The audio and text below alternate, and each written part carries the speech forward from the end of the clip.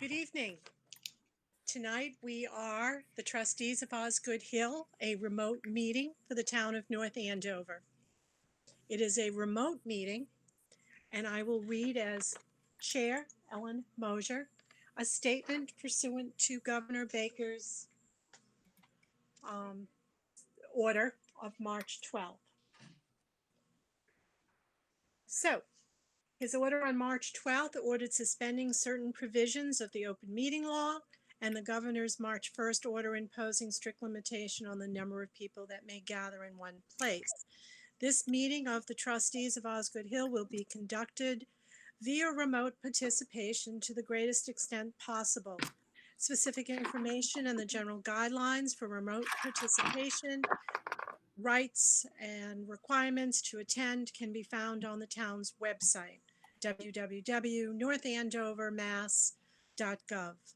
For this meeting, you can watch on Comcast Channel 8, you can stream, or Verizon Channel 26. And the streaming is www.northandovercam.org. And no in-person attendance at this time of the public will be permitted, but every effort will be made to ensure the public can adequately access proceedings in real time via technology. And in the event that we're unable to do so, we will post a comprehensive record. Any comments, topic related, please send to me. I will be checking my email, ellensmosier.stevensestate@gmail.com, and I will read them during the meeting. So at this time, I'd like to call the meeting to order with a remote roll call. If you're not talking, it's best to keep it on mute. And when you need to talk, please unmute yourself and announce who is speaking. So remote roll call, we will start with Dave. Dave Brown is here. Jean? Jean Irwin here. Jerry? Jerry Justin here. Robin? Robin Ellington is here. And Ellen Mosier is here. So we do have a quorum. Trying to see who else is on the line. We have ourselves. Okay. I'll let you know when Andrew Shapiro from town or anyone else does join us. So we are a quorum, so we will get started. We have our minutes of April 28th, 2020. Thank you, Jerry. And if you've had time to review them, they were sent out prior. We just need a motion. I'll make a motion to approve as written. Dave Brown. Yep. A second. Second by Jerry Justin. A second by Jerry. Any discussion?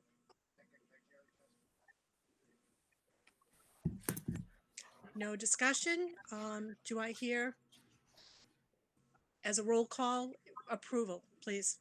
Dave Brown approves. Jerry Justin approves. Jean Irwin approves. Sorry. Robin Ellington approves. And Ellen Mosier approves. Thank you. Ellen, it's Rosemary Smedili. I've joined the group. Oh, I saw the number. Thank you, everyone. Rosemary Smedili is on with us. She is our Welcome. representative from our Board of Selectmen or our Select Board. No, Welcome, Board of Rosemary. Selectmen for me. It's fine. Hi, Rosemary. Joanna. Hi, everybody. Hello. Welcome. Welcome. Thank you for joining us. I know it's a very busy time. It is. I only can stay till about a little bit less than an hour because then I have to be someplace else. We do So, plan to finish up at that time. Okay, that's good. All right, don't let me interrupt. Keep going. Not a problem. On our agenda, which I believe I sent you as well, Rosemary. Next is just an update and a statement from myself, just to update some information before our profit and loss, our marketing and advertising, and our director, Joanna. The trustees of Osgood Hill continue to wish all a safe and healthy re-entry. Although many changes will be upon us, we are prepared to fulfill all of our events using the CDC, state, local governing, and precautions available. I thank our board as well as our director and recently Humara for all of the creative business sales opportunities and our marketing and advertising and our financial groups for their transparency and diligence. The Stevens Estate is a for-profit retail business as many others are. And today, however, we have no debt, no mortgage, and no rent, and have been very diligent and cautiously preparing for what comes next with clients, potential clients, rescheduled clients, and our vendors. Our budget reformatting and our excellent frugal expense awareness has been part of our protocol since January. We have up-to-date numbers and reconcile daily as sales are made and deposits are received. I am pleased, and we will hear more about how well we are on track with several deposits received and expected from Joanna and the P&L group shortly. We assured town meeting residents last year, after a full confidence vote, we would take every step to a certain success for many years to come. A fabulous fall of 2019, which was fiscal 20, was realized. COVID-19 has played a larger role in the hospitality industry. I can say, for networking within the industry myself and Joanna within her groups, spring, winter, and into July, we have established all the Stevens Estates preparedness plan, and she will explain further with an update. On another note, I would just like it to be noted and heard that those that still continue somewhat disparaging the Stevens Estate by comments or posting, writing, and printing without direct information nor portraying the Stevens Estate really needs to have a conversation. And as chair, I welcome those questions and individual at this moment remote social distancing conversations. I would like to have conversations between the Finance Committee, the Board of Selectmen, Select Board. We have not had those conversations since last town meeting. The warrant letter also does not mention all of our achievements and how we are prepared, and I would like that to be known as well. We use our statements of facts as well as our updated deposits and revenue along with our expenses that we have been watching very closely. The long-term committee with Jim LaFond, we are looking forward to our joint meeting finally, and we're looking forward for that clear and transparent exchange. Next on the agenda, we have the trustees' observations response from or to the town manager 1 through 23. Jerry, did you receive anything else from the update follow-up the No, other so day? just, so this is Jerry Justin. So just folks know that we at our last meeting, we reviewed the observations or the questions. I sent those to Melissa, I think like roughly May 4th. I reached out to her a few days ago, and she and her team have been tied up with the COVID-19 issues. So she hasn't been able to really get people around the table to discuss those. But she said that within the next couple of weeks that she's going to meet within the internal, town team to discuss those and then provide responses. Now I requested that it's probably easier if all the responses come at the same time rather than like piecemeal, because a number of those are related. But if for some reason that slows down the response, then certainly we could take them, separately as well. So, so she did receive them. Just there hasn't been any action just yet, but she's committed to doing that over the next couple of weeks, at least starting the conversations within the town. I don't expect responses in another week, but that the work should start because there's probably some research they need to do. So that's what I know. I'm sorry to interrupt, Jerry. Yep. Somebody joined with area code 508. Could they please identify themselves? It's Rosemary Spadili. I just verified it. Okay. I just verified she called in. Okay, But got it. she Thank is our representative, so that felt That's comfortable fine. Yeah, according you to lost the me for a governor. minute. That's Oh, okay. Steve. We still see your number. That's fine. Okay, got Okay. it. Thank you. based on what Jerry said, I was part of that response and follow-up. And I followed up afterwards and said two things were most important to our agenda to get things factual before town meeting as well, was the bank statements, the 1.6 million that was transferred, as well as a salary that was under payroll under the Stevens estate, which I am under advice that is a violation of the enterprise fund. I have not received that information. I went back and asked again, and nothing has come through today. I do not see Andrew on our call. If he is listening and not on the call, I will follow up tonight with another letter saying this is most important, that there is funds that we need to have exactly where they are, why they went out of the enterprise, out of our Stevens estate account to another town of North Andover account number. Just to refresh my memory, Ellen, this is Yes. Robin Ellington. Would you Yes. please remind me how much those funds amounted to? A little over $1.6 million. Ah, yes.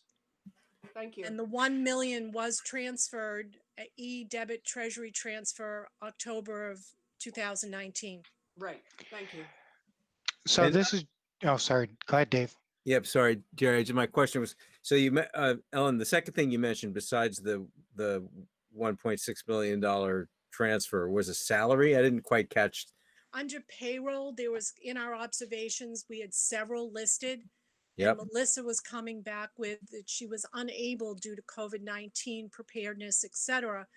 I told her, thank you very much for all that you're doing. I understand, but this is important to this board meeting and to this board just to figure out, because it has a lot to do with our budget. Right. No, what I'm Yeah. asking, sorry, I'm asking specifically about, there was a second item beyond the 1.6, or did the 1.6 include that salary? No, it did not.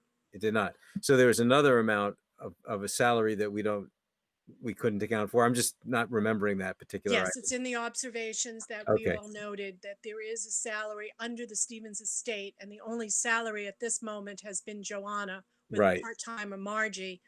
So it doesn't equal. Okay, so there's an additional unaccounted for salary. Yes. Okay, got it. Thank you. So I will So- follow up tomorrow. So this is Jerry. So Hi, just, Jerry. I think we followed up.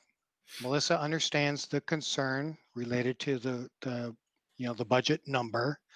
I would just caution against, do we need to go back and say it's really, really urgent, or not, and just let her kind of do her work. And if it's, if we don't get any response in the next, couple of weeks that they're working on it, then would be the time to flag it Absolutely as agree. an issue. It's important, but I don't think we want to, badger people. Town meeting is So, June 16th, yeah. and it will make a difference if those funds need to go back to the enterprise. That's why I was pushing a little bit more. I was hoping Andrew would have carried the message from the department, but he's not on. Okay, next on the agenda will be the profit and loss. Excuse me. Yes, In that subcommittee vein, profit in and that loss. in that vein, Ellen, I think Yes. respectfully, we just, like Jerry was saying, we should just give them a couple weeks. Even if it's past the June 16th.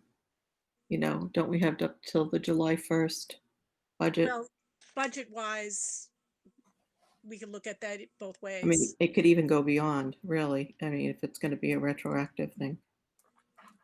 I'd But like- I'm just saying, give right. them a couple weeks. There's a lot going on. There is, and I Yeah. certainly wrote that as well. Yeah. There's statements being made out there that we, Yeah. I think there's a lot of legwork behind that. I To believe look there into will it. be. Yeah. And hopefully something will come through that we can, at least as a board, feel comfortable until more information comes. Yeah. So the next subcommittee would be the profit and loss. And Joanna, you'll have your own update, but you can discuss with Jerry and Dave. Yep. So so I think Joanna has her own template. So let me present what I sent out earlier.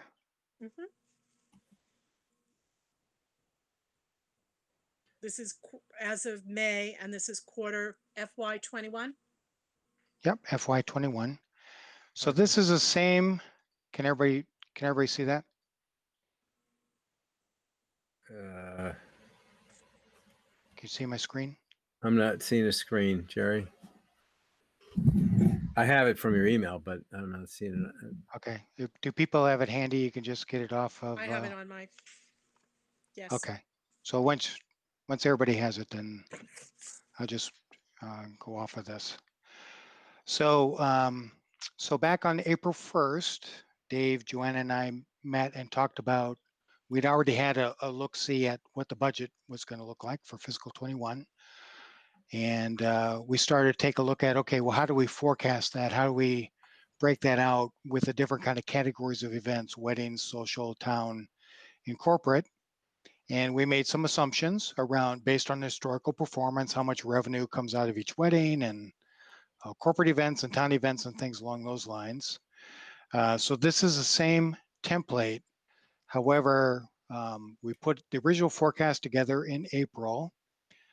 We met with Joanna a week or so ago because we knew the COVID-19 was having impacts and there were other impacts. So just kind of check in and see where we were. And we're calling that a revised forecast as of data May 18th, 2020. And then laid that out for all of the quarters and then summarized it for the end of the year. End of the fiscal year, so fiscal year 21. So Joanna will talk more about fiscal 20 in a little bit. That has its own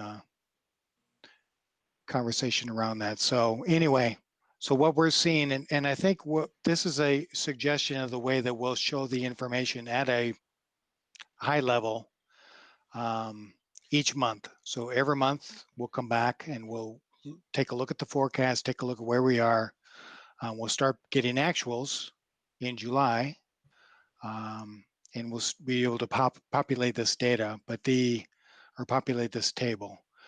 But the message, I think clearly, if you look at Q1 and Q2, mostly Q1 of fiscal 21, but a little bit of Q2 as well, you see some changes from the original forecast to the revised forecast. So as an example, if you look at weddings in first quarter fiscal 21, the revised forecast based on Joanna's feedback is there's going to be 0 events. Some of the rescheduling that was done from fiscal 20 actually moved out into later in fiscal 21. But what we want to do was kind of show the original forecast doesn't change. The budget certainly doesn't change. And the revised forecast and the dollars that come out that we would project out of those. And again, these are based on historical assumptions, which is down at the bottom. That essentially shows that if we kind of take all this data in aggregate and look at the differences on the right next to the budget column, that we showed 75 events in the original forecast, and currently, as of May 18th, Joanna is forecasting 66 events. There's a little bit of hit on revenue of a little 114,000. And certainly it's less than the budget. The revised forecast 282,869, and the budget of revenue is 358,86. So Jerry, I've actually, when I did my summary, I took the information from what you gave me this afternoon. So basically, if you want to turn over to me at this point, Ellen, I can continue both with FY20 and 21 in terms of my summary. That'll be So great. just a Well, few. Go ahead, Dave. Go ahead. Yeah. Sorry, Dave. well, hang Yeah. on. Go Hang ahead, on a Jerry. second. Yeah. Go ahead, Jerry. Okay. So one is I want to make sure people kind of understand this table because it's not quite as detailed as what Joanna shows. But any questions on this particular template? It doesn't show inquiries though, correct? No. No. Okay. No. This is actual Budget. book to date. The Okay. intent of this to try to differentiate it from what Joanna does is it The actuals to date is not inquiries. It's booked. Okay. It's Right. confirmed.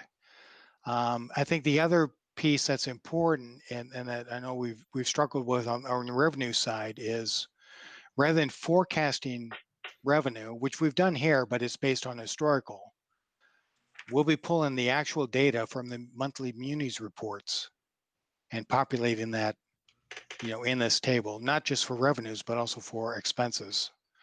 So it's hopefully it simplifies things a little bit, but also manages the potential discrepancies in the data or discrepancies in the numbers and how they're portrayed. That we're really using revised forecasts against historical, with historical data, and we're using actual dollars from the munis reports. Right. Now I know Joanna takes deposits, early, and that revenue is recognized in the, in the period that's received. But I think that potentially causes some confusion. So I want to make sure, given we're tying this to against the budget, and we're monitoring it, each month and by default each quarter, that this provides a little bit of a roadmap of where we're trying to go and how we're going to get there. Right. And that, yeah, I was going to amplify that, Jerry, is what one of the reasons I pushed so hard to have it presented this way is this is an operational tool for a board, right? We can look and see, okay, we put a stake in the ground on April 1st and said, this is what we were going to do. We have a budget to meet. This is how we're doing. And it's useful because when you see the difference right now, you go, okay, well, right now we're down 9 events for the year, but we have the whole year to do something about it, right? So it's that kind of it makes it easier to understand and easier to see and track on a monthly basis as a board. When we look at this, we can see improvements month to month, or hopefully improvements month to month. We And will.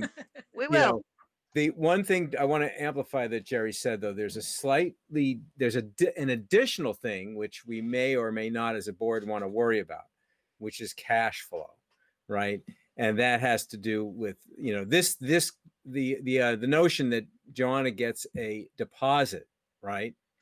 That affects our cash flow, but it doesn't really affect our sales. This is really like an evaluation of our sales. Sales. So, Sorry to interrupt there, Dave, but it doesn't affect our cash flow because that deposit is locked away. It doesn't have any impact on current cash flow. okay. But yes, Again, it goes to what you're saying. Absolutely. Yeah. I guess I misstated it, but the point is that, like, if we want to look at that, we can, but that should be looked at separately. I guess that was my point, right? Because it confuses you when you integrate it all together. It confuses me anyway when we integrate it all together. This way, it's great. This, you can really see how you're doing and use it as a management tool. A management sales tool, and Yeah. the bookings report that we have been used to actually shows the current bookings, deposit received, and forecasted Yeah. revenue, bar revenue, catering revenue.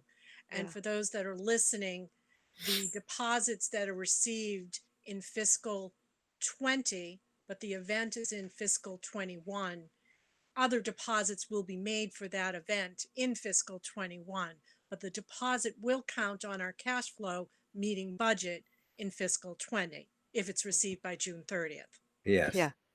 So Okay. I don't know that as a board we need to get down to that level of detail, but if we wanted to, we could using. Yeah, I think I find it confusing. Yeah. Right. So- On a marketing standpoint, I like to see the bookings so that I know that we've made budget.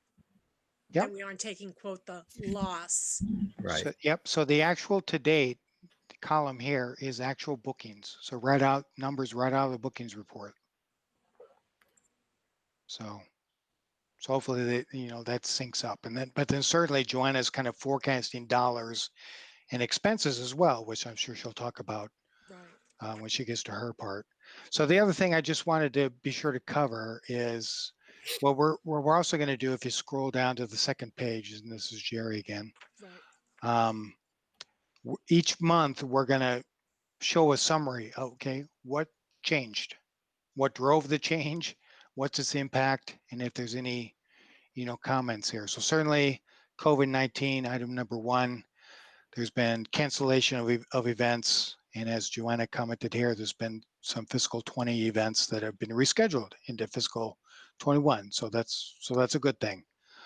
And similar to the Expenses. impact around expenses, and Joanna's doing a great job of managing expenses, and certainly that will need to continue. And we'll be able to monitor that as we get actuals from the Muni's report to see how we're doing. Increase in smaller number of weddings, or smaller weddings, not smaller number of weddings, smaller weddings, and the potential for potentially additional bookings. This is, as Dave said, the marketing, that now we know kind of, okay, we've got some challenges. Maybe there's some marketing things that we can do to help offset what we're at least showing now on the deficit side. And then again, the original forecast, as I said many times, is based on historical performance, and the actuals could be higher, could be lower. And we'll see as we go along how the historical data shows up, historical revenue per event. So hopefully people find this helpful as just an easy way to say, geez, you guys, what's different this month than last month? This is where you look for that information. So at a high level. Right. I'm a form person. I like to look at things at different angles and different forms so I can gather all my information. Thank you so much. Yep. Joanna, do you want to continue now? I'll just unmute myself first. I I just know. want to say to Jerry and Dave, I think it has Thank been, you. it's like there are two pieces and there's been a missing piece in the middle. And what you've come up with is absolutely just what we need, because it's guidance for the future. It tells us what we need to do today to address those future challenges, and I think it's gonna be an incredible tool to use, just going month by month. Thank you again. As I mentioned briefly before, I did a summary, and it was actually based upon the information up to date that Jerry has very helpfully put together in the chart for us. But I just wanted to kind of summarize again the top level information, both in terms of revenue and expenses, what we're doing facility-wise and event-wise and business-wise for COVID, and then just a couple of final things. So feel free to ask me any questions if you need to. So in terms of the booking report, the total revenue for this year, which including deposits that are due for events that are taking place next year, but the deposit schedule means that they're due before June the 30th. According to the booking report, we have a total revenue of $224,674. According to, I'll stick with FY20 right now. In Munis, we have something like $190,000, but there's always a difference, which hopefully we'll be able to get closer to addressing that as we move forward. But in Munis, it says there's $190,000 in there right now. In terms of the P&L report, which Jerry put together, the revenue projection is 282,869, and that's based on the revisions made this 2 weeks ago. So basically, the revenue budget for FY20 is $449,649. When Melissa came in, she had agreed to take out the general fund, which was the $81,000, and that we wouldn't be transferring to capital. So if I take those two amounts, there's an $81,000 and a $50,000 there. Basically, our revenue budget, without those two items, is 318,000. So we would need to make 318,649 to cover our expenses for the year to break even. So in relation to FY21, these are the numbers that Jerry has given. Go ahead. Before you leave that, let's stay on fiscal 20 for a minute. Yeah. Before we move into the next year. So so you're right now you're essentially reporting you're going to come out revenue wise 224,674, and that's, I would assume now that we're almost in June and there's only one more month left in the fiscal year, that's a pretty firm forecast. Is that fair? Yes, in terms of revenue. So Yep, basically, in terms of revenue. Yep. all we're gonna get in now is any new deposits that we can get for events for next year, and then I already included the 5,000 that we're owed this year for other events that are taking place.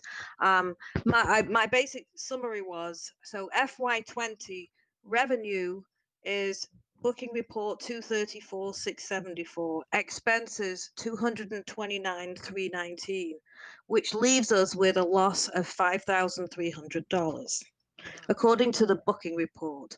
According to Munis, if we said we were at $200,000 in Munis by the end of the year, our expenses, again, I'm projecting at $229,319, we would be $30,000 in the red. So that's basically my top line, what I'm projecting for expenses at the end of the fiscal year, and then the revenue in both of the ways that you want to look at it. And this is Jerry again, just one more question. Yeah. I know right now there's a difference between kind of, I guess, what you're forecasting for expenses and what Munis shows. Right.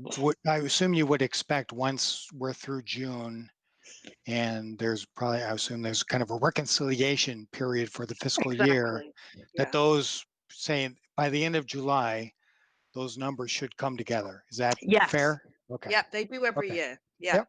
Okay. What's the discrepancy? Do we know? I'm sorry, it's Jean. So every year, so I've calculated revenue in a booking report of a year and then revenue in the Munis of a year. And there's always a difference, whether it's $4,000 one year, whether it's $50,000 another year, but every year it's never exact. We know that the numbers are exactly the same because I know every penny that comes in, it goes into the booking report. So that's why I always use the booking report, as you would do, to determine the revenue from the events. When Munis receives the revenue itself, so basically they say a credit card slip or a check or whatever, and it's processed through Munis as a deposit, but it isn't broken down into a specific event. It's just, okay, on Monday we received 5,000, on Tuesday we received 3,000, so it doesn't easily tie back to the events. So that's one thing, Jean. And then the second thing is actually the deposits and when the deposits come in and when they are posted.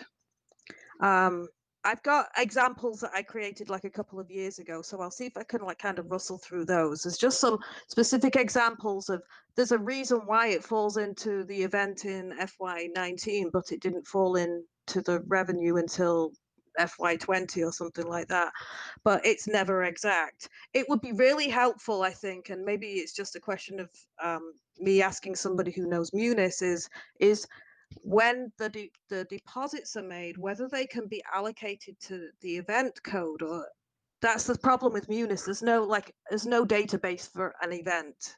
Do you know what I mean? Yeah, the thing is Stevens should have specific fund codes, like, fund codes. And it wouldn't be a specific event that would have a code. Right. You have a fund code for the Stevens account. We've got one code, which is it's all the revenue. So maybe Jean, you can help. We could work together, and I can help. I can kind of isolate what we need to separate out in these, and see if there's a way that Munis can report on that. Do you mean by so?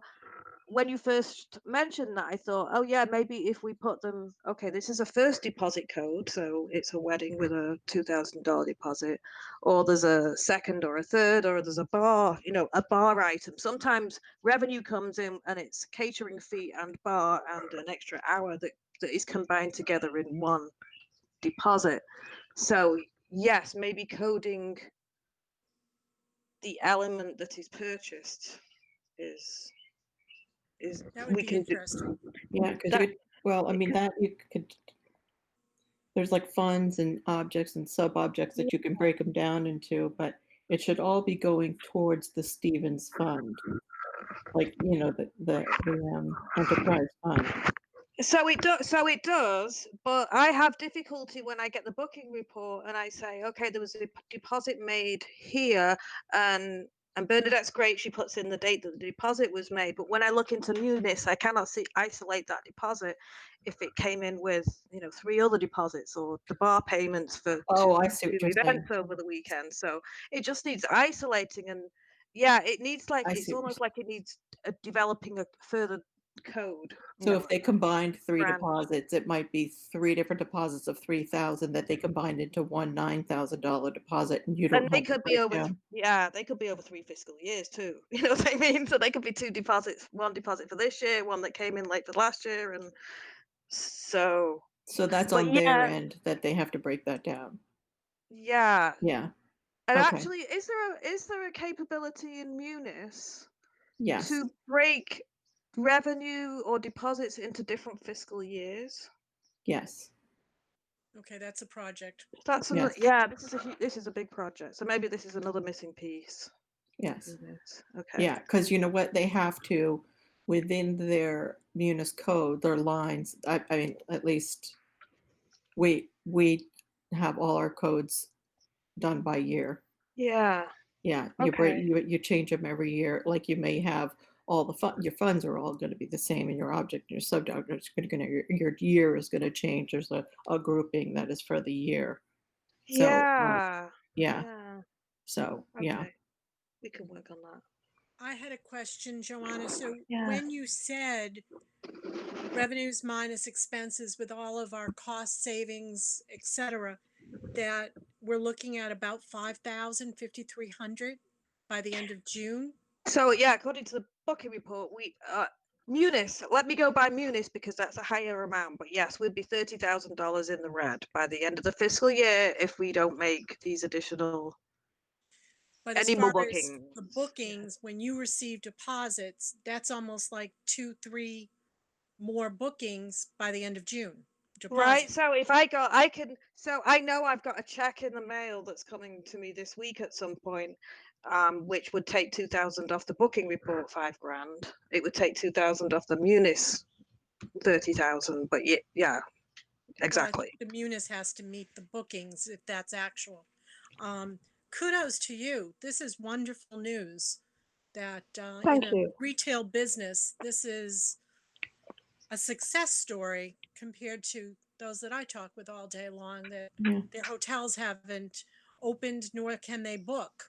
So We've been a really mean and lean business for a long time. We've got very Yeah. few staff, very few overheads when we have an expensive winter running a historic facility.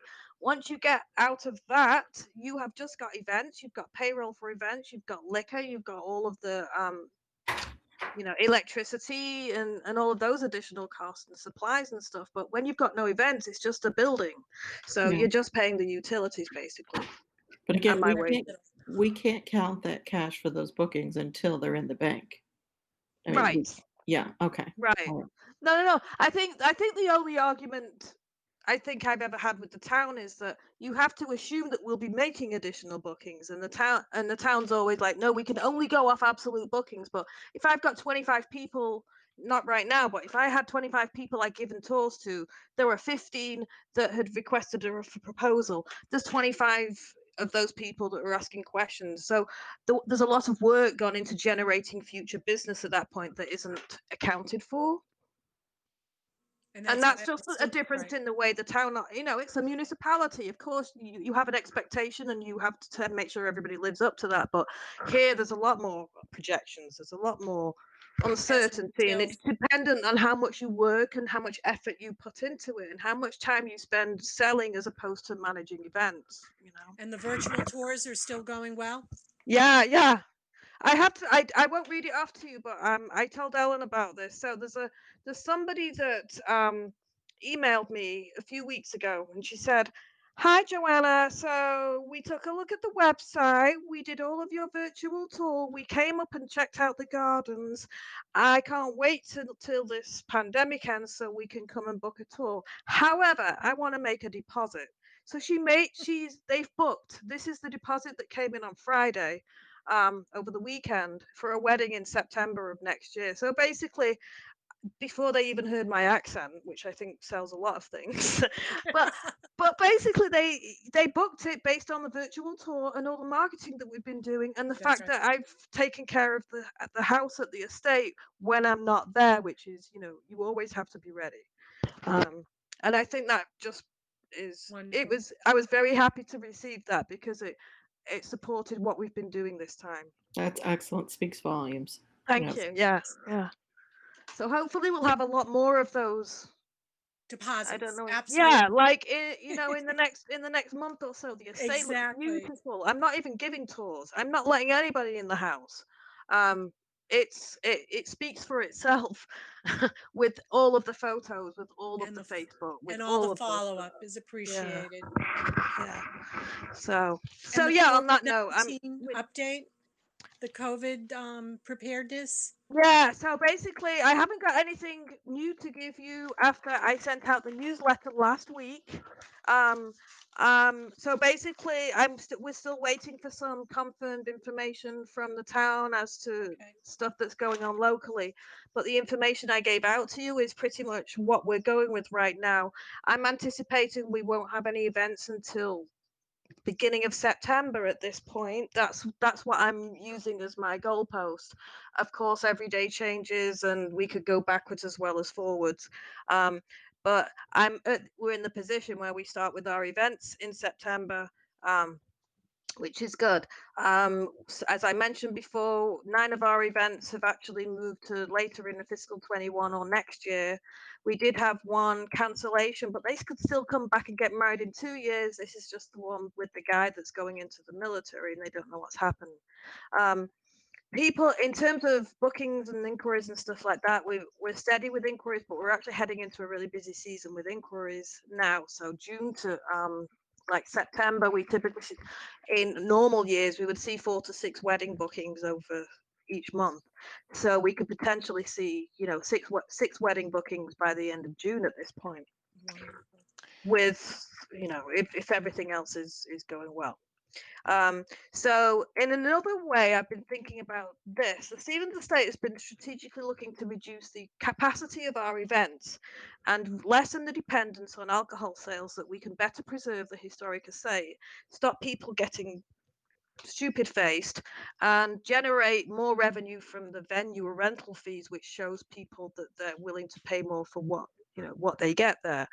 The new normal that we're all facing into now is basically something that really supports what we are moving towards at the Stevens Estate. In addition to the outside spaces, I've always wanted to have smaller, more intimate events where people pay more for the wedding, for the venue.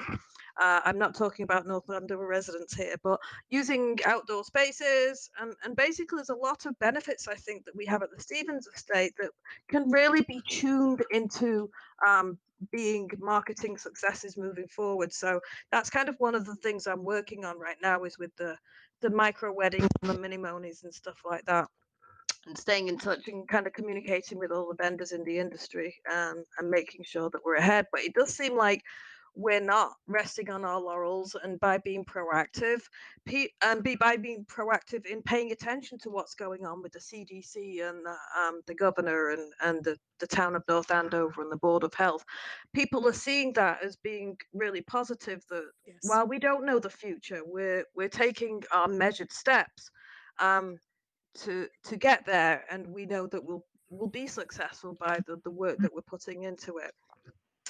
So I think that's really a good opportunity for us. I hate to say the coronavirus is an opportunity. I have my father-in-law actually has a bike shop in Beverly, and he's busier than he's ever been, and he's talking about making corona books, which is really, really cruel. So I won't go as far as that, but there are opportunities that we have, in addition to providing North Andover's residents with another beautiful space still for them to go up and walk during That's right. their tough times. And our partnerships with the youth center is progressing. Rick Yeah, has so we're informed working me with on that all these he's little working on angles. his Yeah, plan, yeah, and he'll be bringing summer concerts, social distancing groupings, et cetera, along with some camp yeah. initiatives. So It's While good. we're yeah, sorry to interrupt. Let me just finish. So Okay. while we're anticipating not having our official events until September, if things change a little sooner in like July and August, with the town organizational relationships that we've got, we could be doing some, trial and error, taking advantage of these times to have some smaller groups that we work with local town organizations With our preparedness. to Yes. find the best way forward. Yeah, because we're all kind of looking for the right way forward. Yeah. Sorry, Excellent. Ellen. Go ahead. Nope. Nope. Thank you. I know Rick is working alongside and he'll be having those conversations with you as his Yeah. plan firms up as well. Thank you. All right. Thanks. So one more comment. This is Jerry. Sure.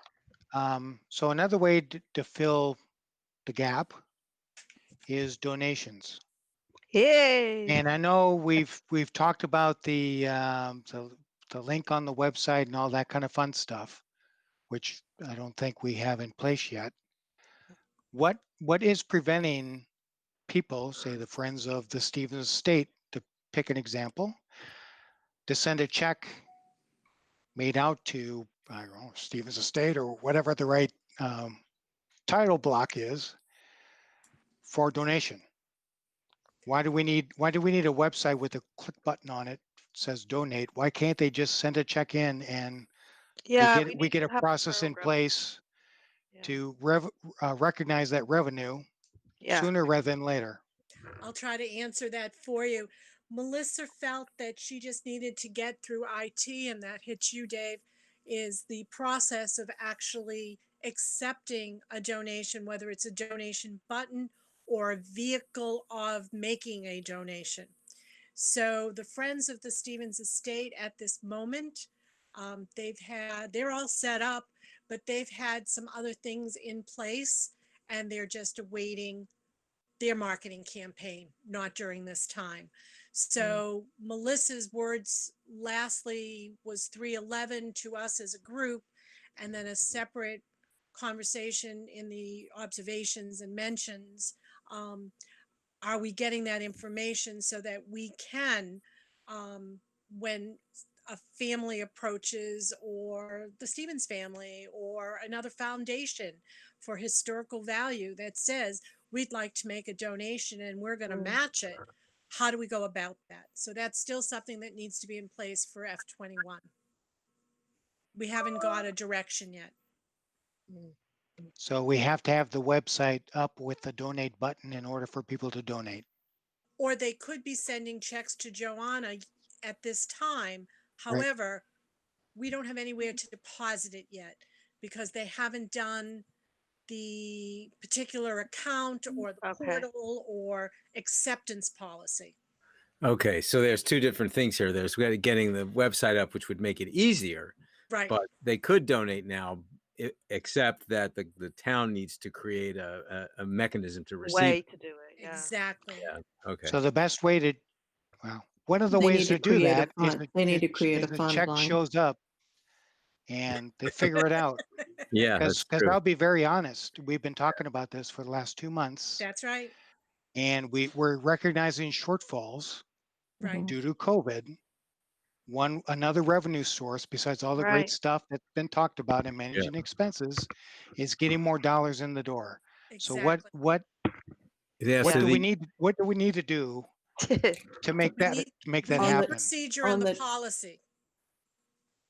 Well, I think Jerry's point is if we kind of suggest to the Friends of the Stevens Estate that they ought to try sending a check in, that might spur on the way to figure out how to receive. They haven't gone out and done their fundraising. Oh, so they're not ready to do it. There's no check to be written. There's not a check to be written. Okay, I'm going to write a check out. Where do I send it? Right. So we'll raise a trail. Good for you, Robin. According You always got to be to first. Melissa, once she got us the process and where we could actually put that check or that donation, that would be set up a bank account. That's all we need. I know it's an account number with the Stevens Estate, and it would be the donation account. People use many methods of making donations, and we just need to know what the town's policy is. That's one of the things on the to-do list. We have a bank account. We have a bank account, and in Munis, all they have to do is send up a fund code which is a Friends of Hmm. Stevens Estate for a fund code that goes into our fund. Well, that Right, sure but- sounds easy. It does It sound is easy. The name Friends of the Stevens Estate has been used and is state certified, so we would have to call the But I'm Stevens saying Estate Under something. Donations Munis, is what- yeah. that would be the name for the fund code, Friends of Stevens Estate, and it would be a specific number for a Right, fund Yeah. code linked to the bank account. So when the bank transfers the money, it goes into that fund code, which would be one of our revenue streams. exactly. And that's why I was thinking the account that we saw, the only one we saw, shows the merchant deposits and the merchant fees, et cetera, that we have to send out to them. But it shows all your deposits, Joanna. So it should be able to accept donation deposits, but we haven't got that format as to how Melissa was working with accounting to get us the go ahead. And I know it's been since March and it's one of the things we're awaiting, but Okay. we will Ellen, definitely. Yes. Hi, Rosemary. I have to leave in just a moment. But I don't know if this applies, but any donations that are received to the town have to be accepted by the Board of Selectmen. But I don't recall that us having to do that for the Stevens Memorial Library because they are a trustee. So I don't know if that would apply in this case. Yes, they do it for the Stevens. So it would have to be accepted by the Board of Selectmen or it would not. Well, this is what Melissa was looking into Thank into for us in March when she said, Okay. of course you can accept deposits. We were always told we couldn't. So this is where the Well, you discrepancy can. is. I mean, you can. They just have to be brought before. It's just sort of a perfunctory kind of thing. Yes, we have to do that, and that's the end of it. But I think it's great, and I think you could even do things like an annual appeal or Yeah. maybe biannual or quarterly. The more the better. I don't know. Fundraiser. Yeah. Yeah, I think it's wonderful, and I think you should take advantage of it. But It'll be I'm on sorry, our high list. I'm sorry, I do have to go. I'll just say this very quickly because I know you all want to go home and have your dinner. I'm really impressed with your group, your knowledge. You're all smart, you're dedicated, and all I can say is thank you very much. Thank you, Means a Rose. lot. Thank you, Rosemary. Thanks, Rosemary. It's our pleasure. Thank you. Means a lot to me as a citizen and as a selectman that we're all working so hard for this really wonderful property, and hopefully we can get it all sorted out soon. We So will. again, And before you leave, Rosemary, I was going to bring it up as other information, or what did I call it? Other business. We have been sitting with a position open for 16 months. I hear you. I'm debating whether or not to ask for a report at our next meeting, but it is the night before the election. I'm being a little bit hesitant, but it really, we need a report. And I'm We do. actually thinking stepping out of how we do it and telling everybody, we have two people do it. I'm not really been too happy with the way it's going. So from now on, I'm going to interview the candidates and vote myself without your recommendation. It's too much power to just, and We need to be have that a what working to say. committee. We need to have the full Board of Selectmen really taking a look at this, is my opinion. It's gone on too long. I know some of it though is probably COVID, but you still can interview people over the phone. You have, and there has been several people interviewed that haven't heard one way or another. And some are quite good that were passed over. I know. So All right. Well, please deliver that message to your colleagues. I really need to fill that seat. Exactly. I don't know that I will And- do it at the upcoming meeting. I'm a little bit uncomfortable because it's the night before the election, that it might look political, but That's something okay. needs- I'll write Well, a then- note to the chair and ask if this could be looked into for our July 1st, because we're not waiting another 16 months for one position. We have another Exactly. position opening up in July. and that position should be filled before July happens. Yeah, Mr. I Sweat understand. is I absolutely retiring. agree. I get shocked at, not just with your committee, I get shocked at people very talented who've been passed over and then we just wait and nothing happens. So that's never how it's operated. We always filled, and as soon as somebody great comes in, you know, we might put someone on hold saying, oh, you were great, we chose this person, but we're going to pick you next if you're still interested. It's how we've always done it. And it's just not going in the right direction right now. So, Well, I thank you for your support. well, my pleasure. And it's not just you, there's other committees as well that it's way too long and it's not fair to people who are trying to get things done. So again, I do need to go. Thank you all so very much. And We'll let I you know will- when the next one is. I Thank was you just for your about to say time. that. Thank you. All right. Thanks. Bye, you. everyone. Bye now. Bye-bye. So, Ellen, did I hear you say that Bill is resigned or his term is up? Well, his term is up June 30th, and we haven't heard from him. I've reached out. Rosemary Yeah. had known him personally and reached out and has not heard from him. So, Okay.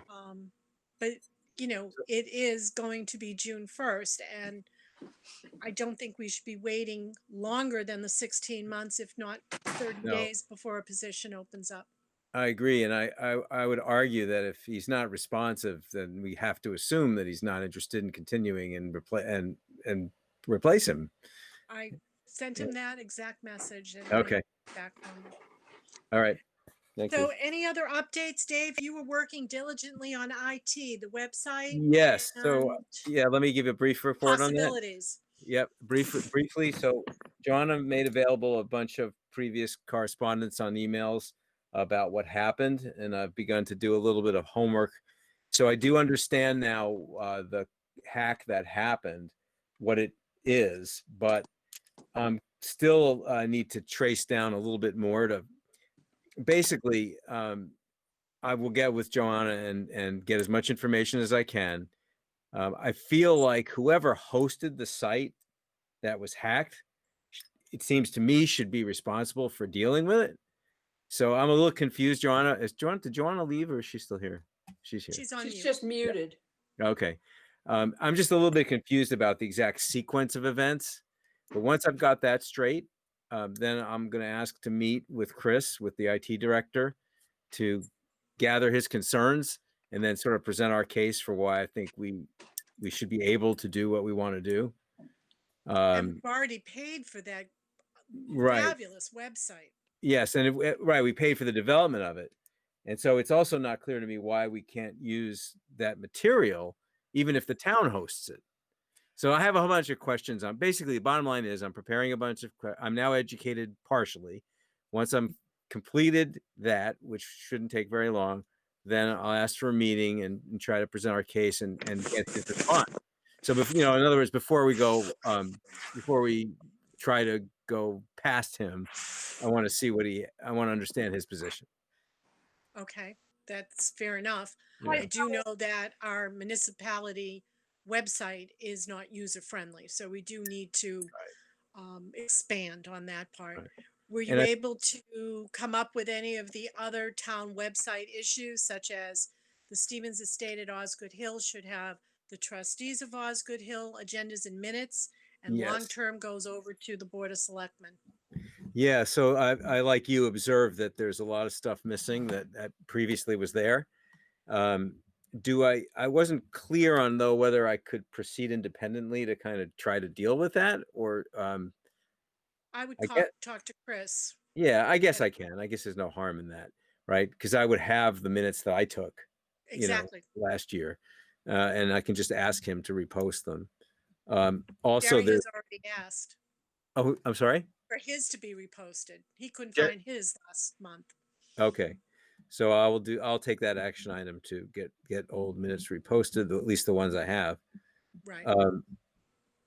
And then I also noticed that for some reason, I might have this backwards, but I think only our phone numbers are on the town website and not our email addresses. It should not be the phone numbers. It should be the email addresses. It should have the terms like all other boards. All right. So I'll ask And him we've about had a request that the phone number should not be there. that. Okay. I will make that request at the same time. And as we do the C emails for our Google groups, there's no such entity as the Stevens Estate Advisory Board. So that is another IT change Yeah. that Chris might be able to help you with. Okay. Any other updates? Jean, Robin? No, You're muted.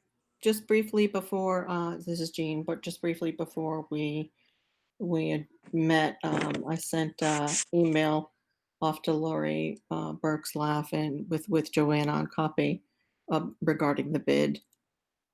Just asking for an update and just saying, because she had said that we didn't include, what was it, Joanna? Whatever it was a section of the bid. And I said, no, the only thing we included was some quality requirements and some bid specs. And that my intent wasn't to draft the whole bid. It was just to make sure there was some key, qualifications and bid specifications that we wanted to make sure were in there. That I wasn't going to do the evaluation criteria and the rest of the bid. Yeah. So I think hopefully she'll be able to send us a copy before anything goes anywhere on it. So yeah. So I just requested her to send us a draft. Okay, I have a marketing report that I worked on at the end of April with Joanna. So we're calling it the Stevens Estate Marketing Plan 2020. Mm-hmm. And if I can present right now, Please do. I'll move this over. Let's see. Observe my screen, allow. Let's see, which screen is it? Everything about you. Yep, the plan. You see There it it? is. Yes. Okay. So in discussion with Joanna, she relayed to me that there are a total of 6 different constituencies that have a relationship with the Stevens Estate. So it's brides and families, town officials, town residents, businesses, town organizations, and vendors. So there is an interrelationship with each one of these constituencies. So the messaging that we're delivering to all of them, as you can see in the bullets, it's pretty much the message that Ellen opened this meeting with. So we're financially healthy, inquiries are thriving. Many of our bookings were moved from FY20 to FY21, so we do not have lost business. It's just business represented in a different fiscal year.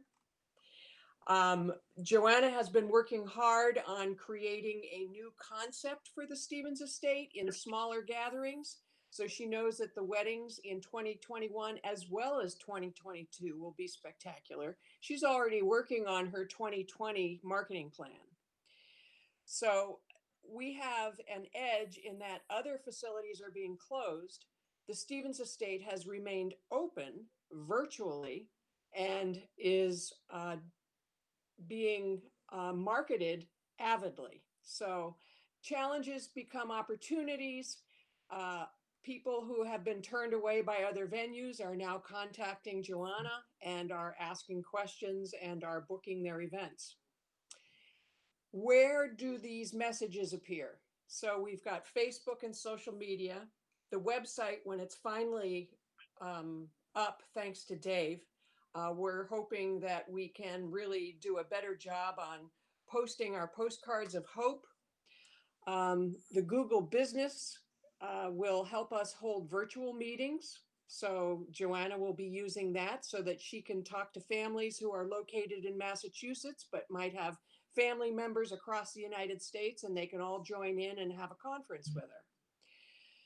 So moving from the municipal website and relaunching the business and sales focused website, as Dave brought up earlier, and then using the Sarah Brush announcements to post those postcards of hope. And you've seen those on Facebook already, but we'd like to show them more broadly to town residents. That we're maintaining the Stevens Estate grounds for the enjoyment of townspeople. that it is open. You can walk around the Stevens estate as a resident. I know that the Stevens Coolidge place is charging $10 every time somebody walks onto the property. The Stevens estate is not doing that. And that's the kind of messaging that we need to subliminally send out. We're observing social distancing, and I think too, we need to recognize the staff of the Stevens estate. I see the messages coming through from Sarah Brush right now, commending the fire department, commending the safety department. I think too, we should be recognizing Joanna for how she has single-handedly been keeping the Stevens estate up and running. And then mailings. We don't do much through the post office, but it might be something that we look at later on. If we see an opportunity to build a mailing list, if it's easy, we'll look into that. So as messaging and announcements. Say, hey, Robin, sorry to interrupt, but could you make it bigger? Make it bigger. Yeah, that's why I keep going like Yes. this, because I can't see it. Yeah, I saw you with your glasses off. Yeah. I think what you have to do is just stretch it. Well, I think instead of sharing your whole screen, maybe just share that, if this give you a way to do that, to share. There you go. Yeah. Oh, that helps. Oh, Anyway. that's good. Yep. Thank you. Oh, There even better. Yeah. Okay. Robin, can I ask you a question real quick? Please do. You know, on Facebook and so forth, when you capture people's emails, is it possible to send out like MailChimp or constant contact? What was it? Constant contact. Yeah, constant contact and all that kind of. Can we collect those? Do we have passive permission to collect those email addresses so we can send out those blasts? It's tricky. Go ahead, Joanna. Yeah, I was going to say there's no capability to get people's email addresses through Facebook, but we can get their Facebook connections, which we do. I have used a system similar to MailChimp, and I have a couple of different databases, but obviously it needs updating, and I'd love to have, just as Robin's describing, I've got a bunch of corporate clients. I've got newsletters ready to go out to them. I've got lots of material that I'm just, once I've got Humara in the office, that's going to be a big help too, because I'm going to just be sending a bunch of stuff her way that she can create databases and send out more. So it's definitely on my radar, even higher than the postcards, the traditional postcards. And yes, as clearly illustrated by Robin here. And the easiest thing to do is to put a button on our own website, sign up for our mailing list. Right, yeah. And which that hasn't got right now. I never had that just because of all of the emails coming in. But there must be a new way of kind of managing that without having to directly respond to all of those individuals. But I'll look into that one. And that's through Gmail. And then last is the messaging and announcements. Joanna just whipped these up. And I just segmented them and gave them a title, just so that there's a theme that we recognize as a title. And it's messages that she can use in her Facebook posts, in whatever messaging that we send out to town residents. But it's pretty meaty. And especially, I like this one, take a hike. because they are open. They are. Yeah. And they're being very, very concerned residents. They're not leaving the place as they found it. So it's good. Yeah. And also, there's something that I didn't even think of. It's promoting local businesses. So buy North Andover, patronize Main Street. And so order takeout now. I just, great stuff, Joanna. That was a lot of fun to do with you. Thank you, Robin. I would like to ask Robin and Ellen, I'd like you to meet with me and Humara. I think what you've done here, Robin, is putting all this together is great. I just need you to come and put all my words into a great documentation, I think. But I'd like to set up a meeting with you two and Humara for you to introduce just the way that you've talked about today. And I'd like to give a lot of this stuff for Humara to do and add to her list. So I'll set that up offline. That's fine. Okay, Zoom is so better. fortunately for you, unfortunately for me, I have a lot of time. Bring it on. Thanks, Robin, Right. and thanks for a great job. Thank Pleasure. you. And I'll send this to you, Jerry, so that you can include it in minutes. Perfect. Okay, great. Thank you. And we're all back. So I just had a question. It kind of ties into the marketing thing. Do we have a sense of, given the governor's, kind of guidance and kind of reopening plan, what that looks like for the Stevens estate, maybe the town and then the Stevens estate?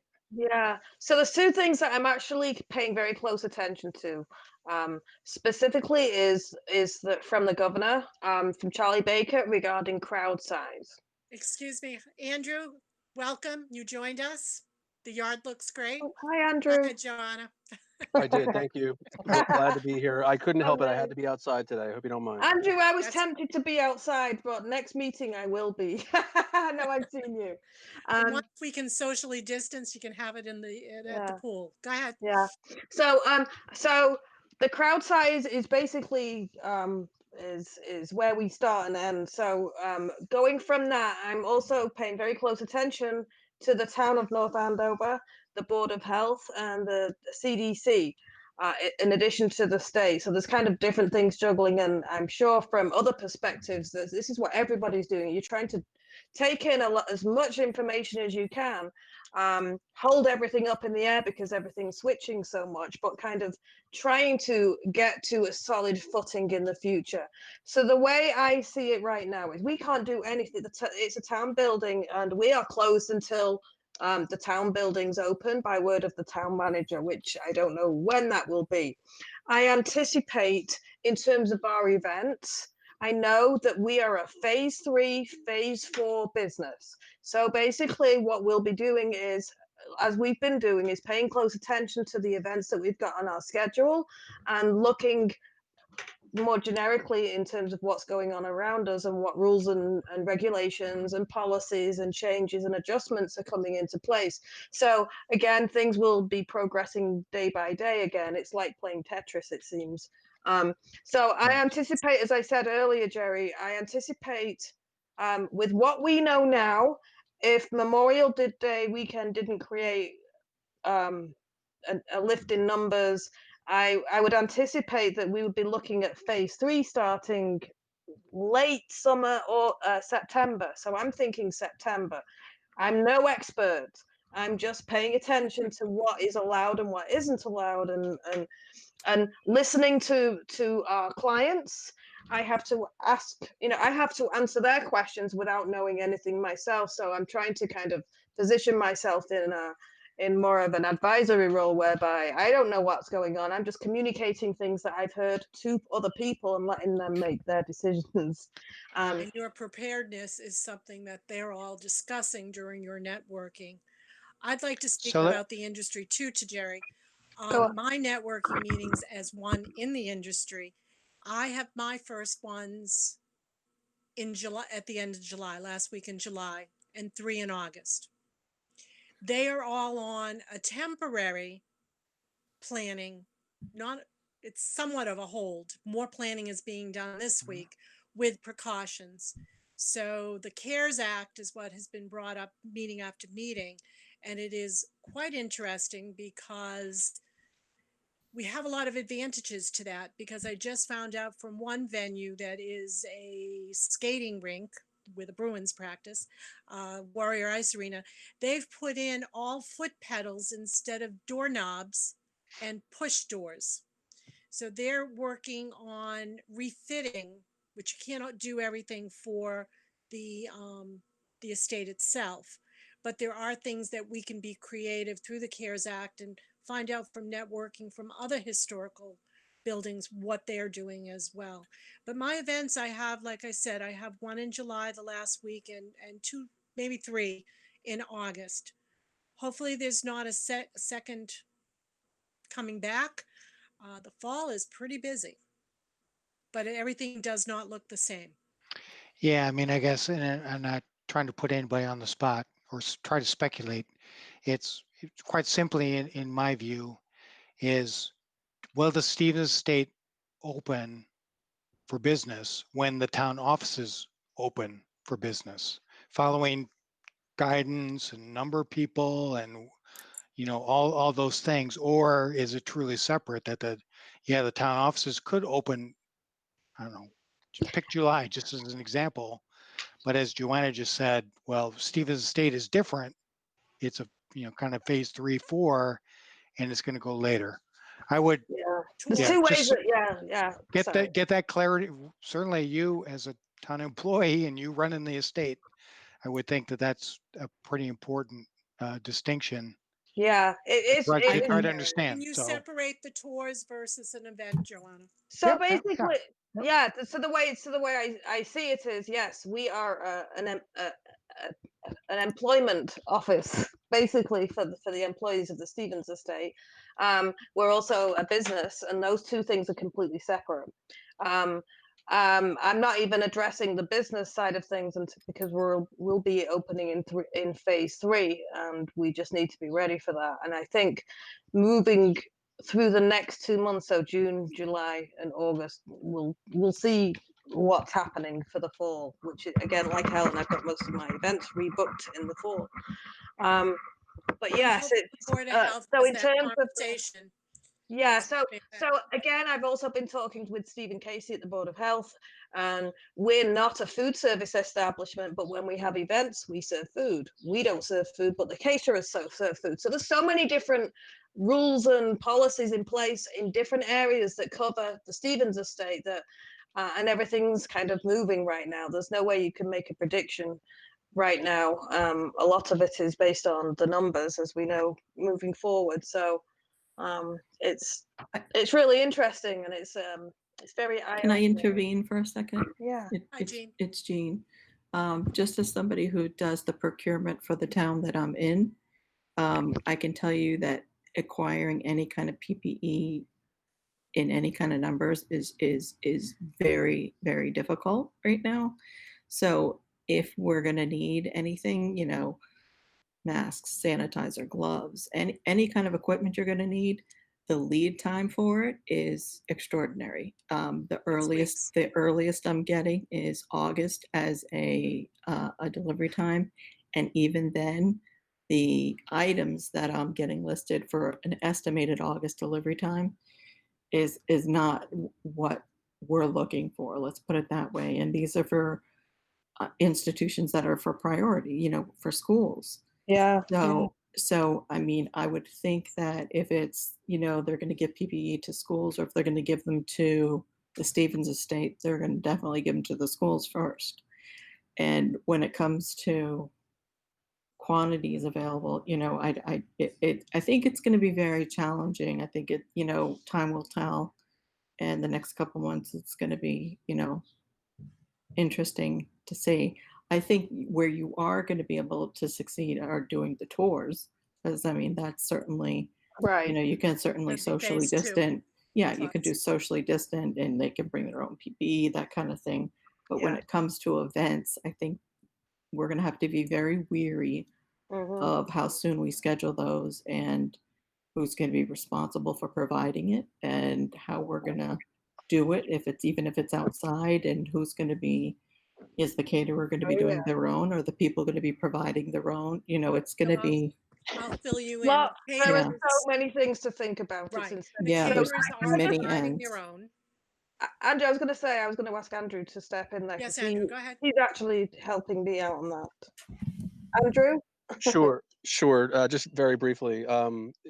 So to Jerry's original question about opening at the same time the town does, I would presume that, well, I don't want to assume anything, but I don't, if I were to guess at this point, I would say the Stevens Estate probably would not open at the same time the town does. The town will be opening at a 25% capacity.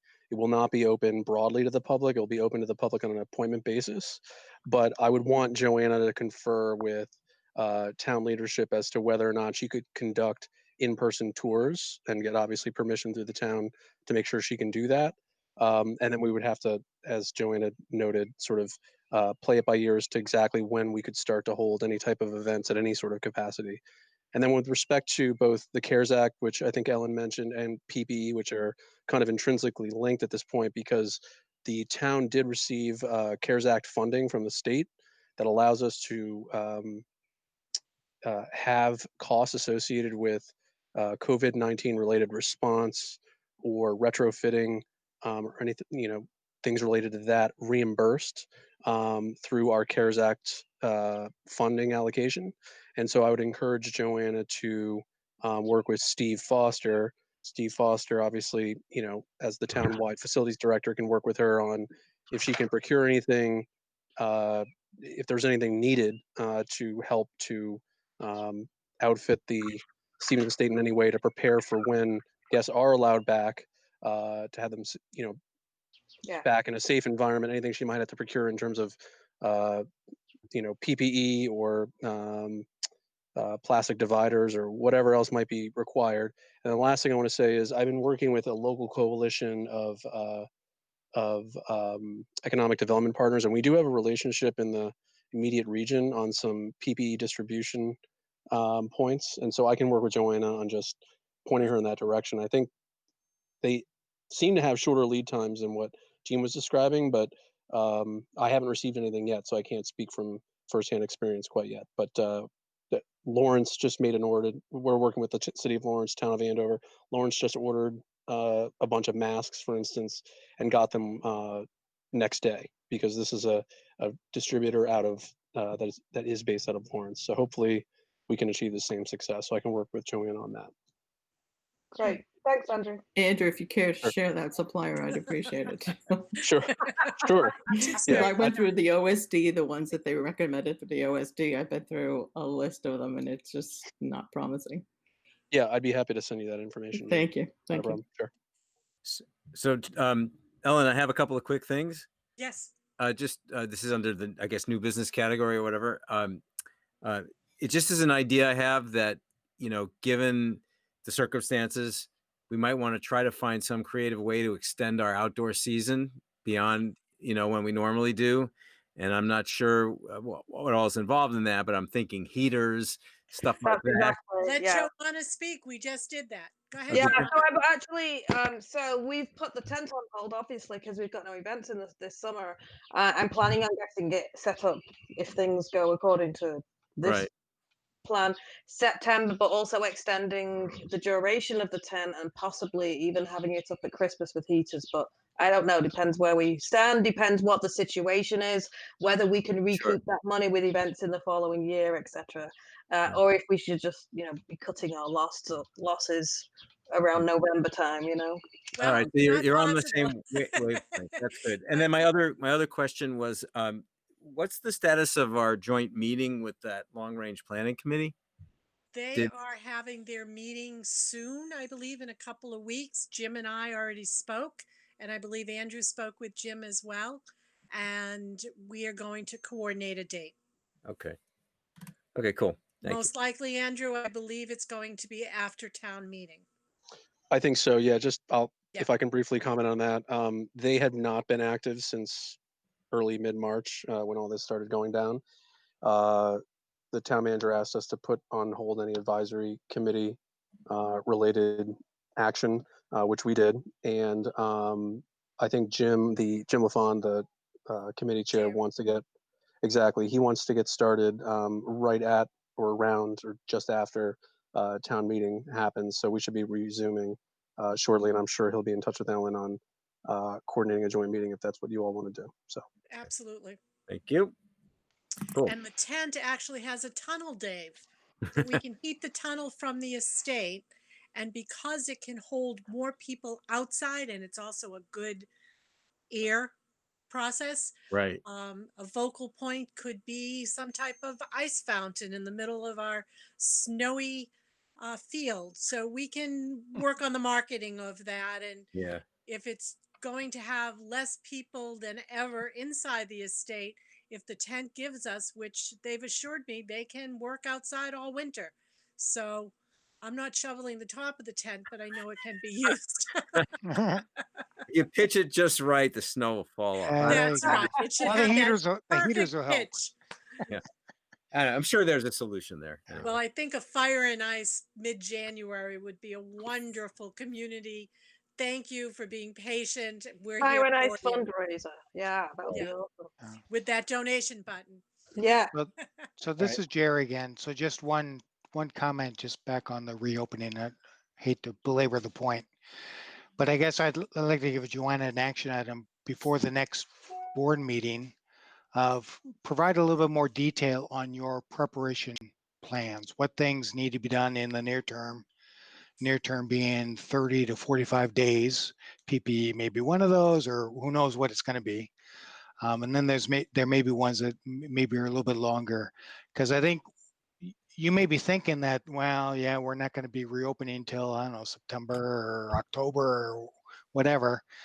But you need to be ready, in my view, if it comes sooner. Believe me, And Jerry, I am ready for planning so, for September. yep. or So that's fine. whatever. So Yeah. so I would just like to see a little bit more kind of meat around the Drill bone on down, the yeah. plan.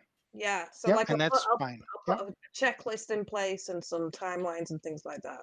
Okay. Yeah, it doesn't And need to you're be all- extravagant. Just hit the high points, and Yeah, And you were so working we're on ready.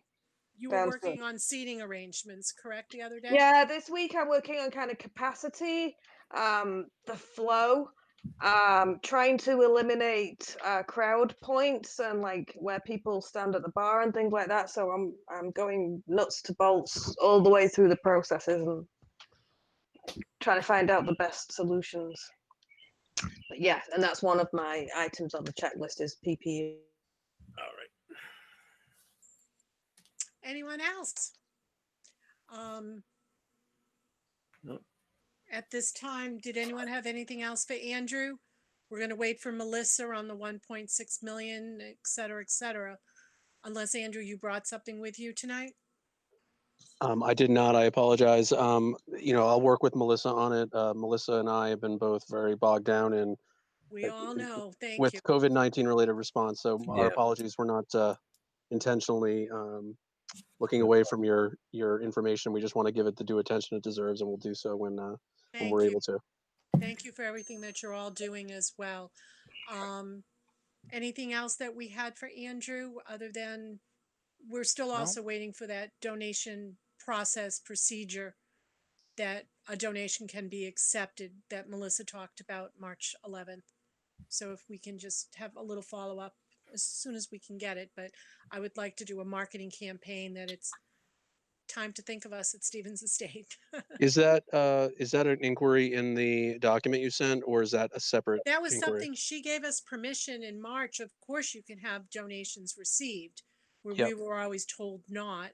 And residents were told they could make a donation to the Stevens Estate.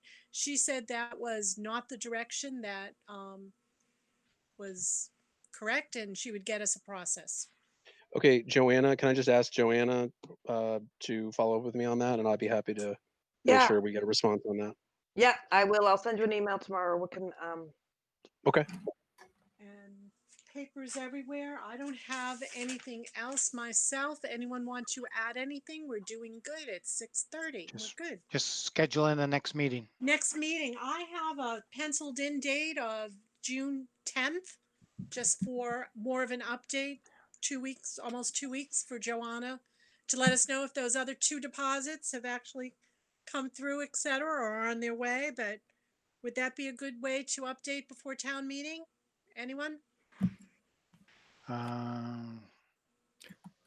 Date's probably fine. The date looks okay. Yeah, fine for me. Fine for me. We should, is Yeah.